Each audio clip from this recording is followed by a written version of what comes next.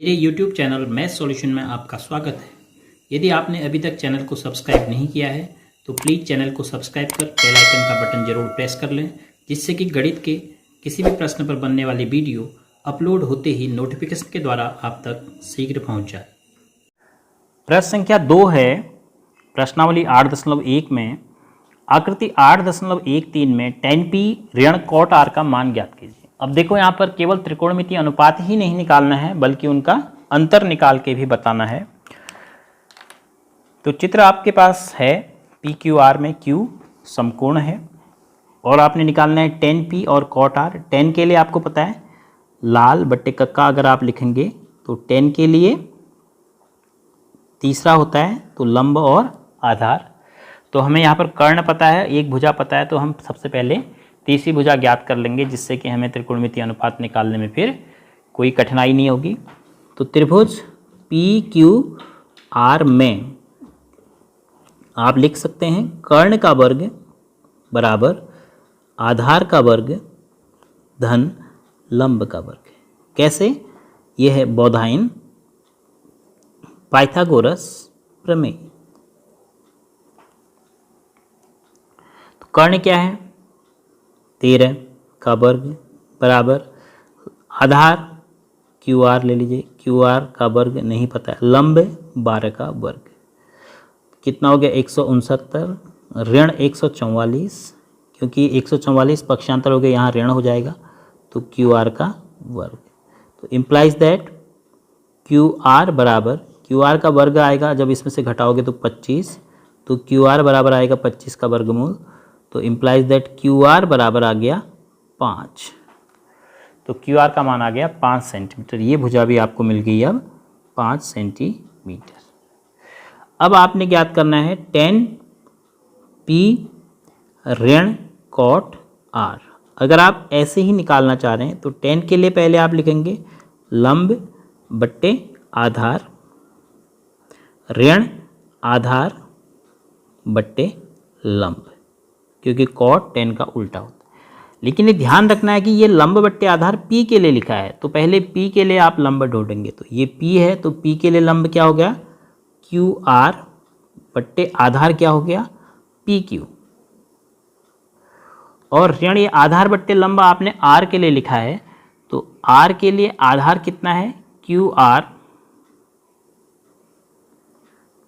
बट्टे लंब कितना है पी क्यू बराबर, यहाँ से भी आपको शून्य प्राप्त हो रहा है। देखो क्यू आर बट्टे पी क्यू ऋण क्यू आर बट्टे पी क्यू, अगर आप मान रखेंगे तो क्यू आर की जगह क्या रखेंगे 5 बट्टे पी क्यू 12 है, ऋण क्यू आर 5 बट्टे 12 है, तो 5 बट्टे 12 में से 5 बट्टे 12 घटाया तो शून्य आपको प्राप्त होगा। केवल आपने ये ध्यान रखना है कि जब आप लंब बट्टे आधार या लंब आधार कर्ण जो भी लिख रहे हो किस कोण के सापेक्ष से लिख रहे हैं। चित्र से देखकर आप ध्यान से उतारेंगे कि लंब कौन है कोण के लिए, आधार कौन है। ऐसा नहीं कि P के लिए लंब बट्टे आधार वही लिख दिया और R के लिए भी वही लिख दिया, तो आपका सवाल ऐसे में गलत होगा।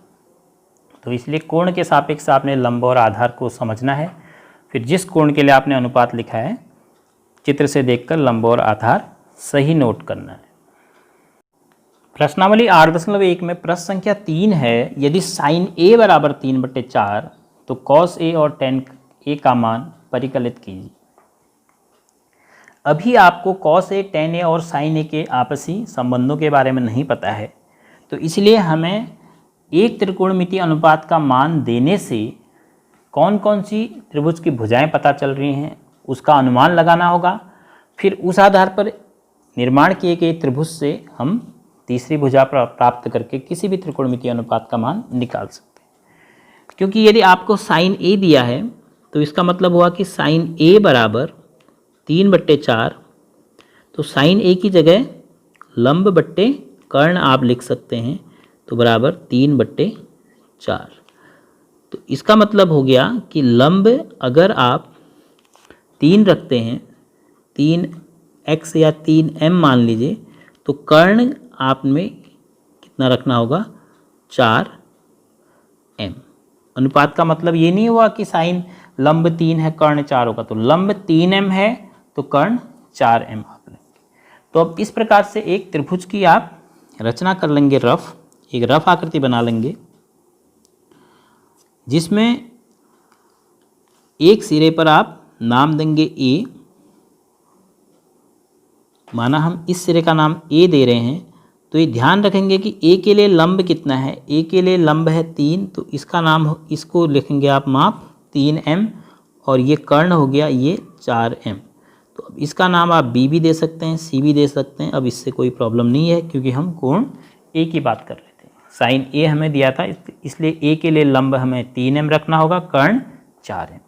तो अब हम बी ए भुजा निकाल सकते हैं बौधायन पाइथागोरस से। फिर से हमें प्रश्न उसी रूप में आ गया कि त्रिभुज की हमें 2 भुजाएं प्राप्त हैं, सेंटीमीटर के रूप में ना सही लेकिन प्राप्त जरूर हैं।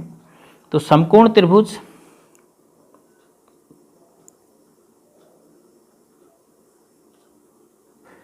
ए बी सी में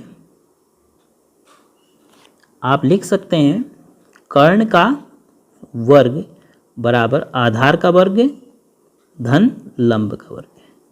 किस आधार पर आपने लिखा? ये लिखा आपने बौधायन पाइथागोरस प्रमेय के आधार पर। तो कर्ण क्या है? कर्ण है 4m का स्क्वायर बराबर आधार क्या है? माना इसको हम ए बी ही मान लेते हैं, और लंब 3m का स्क्वायर। तो 4 चक्को 16m स्क्वायर हो गया है, और -3 तिया 9m स्क्वायर बाएं पक्ष में पक्षांतर होके, तो दाएं पक्ष में हमें ए बी स्क्वायर बचा के। तो ए बी स्क्वायर बराबर आपके पास आ गया 7m स्क्वायर। तो ए बी बराबर 7m स्क्वायर का वर्गमूल। तो m स्क्वायर का वर्गमूल तो आ गया m, तो ये हो गया m वर्गमूल 7, या ए बी बराबर लिख सकते हो आप वर्गमूल 7, अलग से लिखेंगे m। ए बी का मान आपके पास आ गया। अब आपने कॉस ए का मान ज्ञात करना है। कॉस ए बराबर आप जानते हैं क्या होता है? आधार बट्टे कर्ण। अगर नहीं जानते हैं तो लाल बट्टे कका लिख लीजिए। तो ए के लिए आधार, अब देखो ए के लिए आधार क्या है? ए बी बट्टे कर्ण क्या है? ए सी। तो कॉस ए का मान क्या हो गया?